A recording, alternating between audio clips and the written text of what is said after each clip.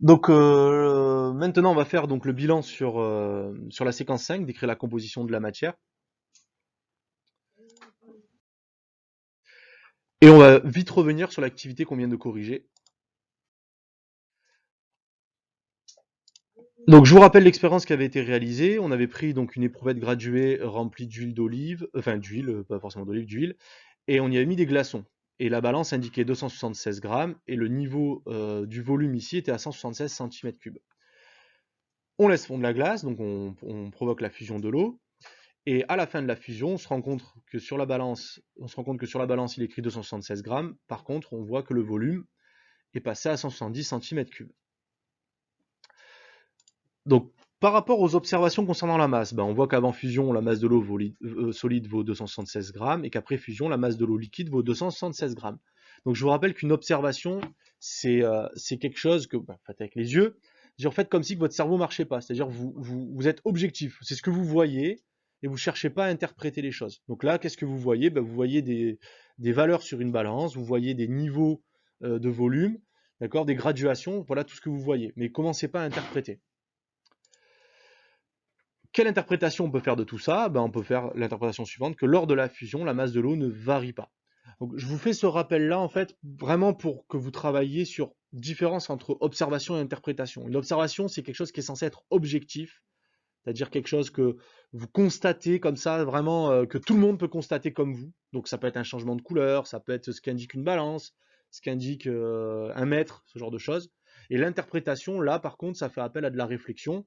Et parfois, alors normalement en science, pour des mêmes observations, on est censé avoir les mêmes interprétations. Mais dans des sciences un peu plus compliquées, parfois les interprétations peuvent changer. En ce qui concerne le volume, donc avant la fusion, le volume total valait 176 cm3, et après la fusion, le volume total, c'est-à-dire l'huile plus l'eau, hein, vaut 170 cm3. Interprétation, qu'est-ce qu'on en déduit? Ben, que lors de la fusion, le volume d'eau a diminué. On voit bien qu'il a baissé de 6 cm3.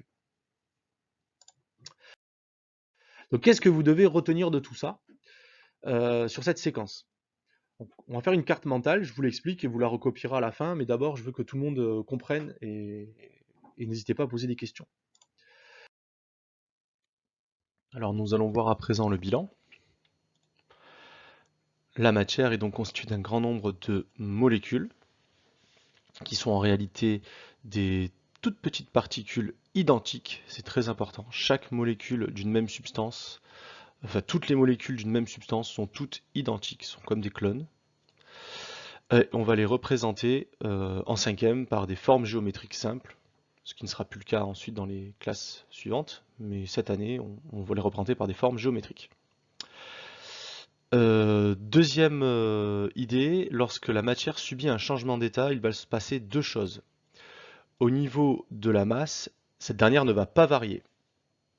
Donc lorsque vous avez par exemple 100 grammes d'eau liquide qui passe à l'état de glace, donc à l'état solide, qui se solidifie, ben, vous aurez toujours 100 grammes de glace. D'accord? Donc 100 grammes d'eau liquide va donner 100 grammes de glace.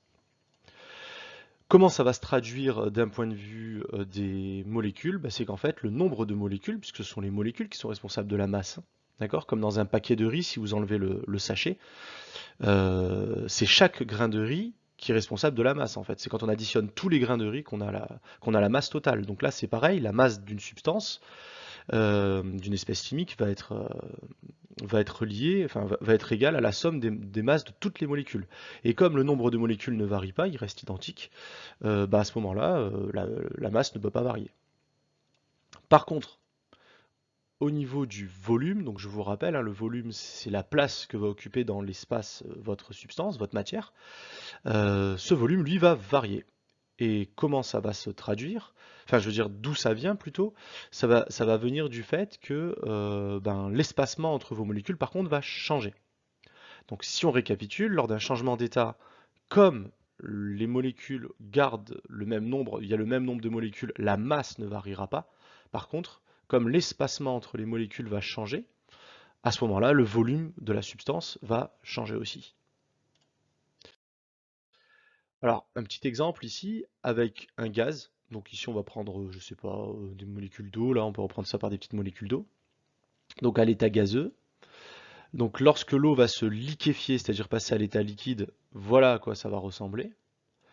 Et enfin, lorsque cette eau va se solidifier, voilà à quoi ça va ressembler. Donc là, tout ça, ça met bien en évidence qu'il y a le même nombre de molécules après tous les changements d'état, hein, d'accord? On a 1, 2, 3, 4, 5, on a 7 molécules à chaque fois, et on a bien 7 molécules, enfin, on a bien 7 molécules après chaque changement d'état. Donc la masse ne variera pas. Et enfin, l'espace va changer entre les molécules, on voit bien ici en passant de là à là. Et donc à ce moment-là, donc les molécules conservent leur forme. Regardez, un carré ici, c'est le même que celui-ci, c'est le même que celui-ci. Par contre, l'espacement va varier et donc bah, le volume va changer.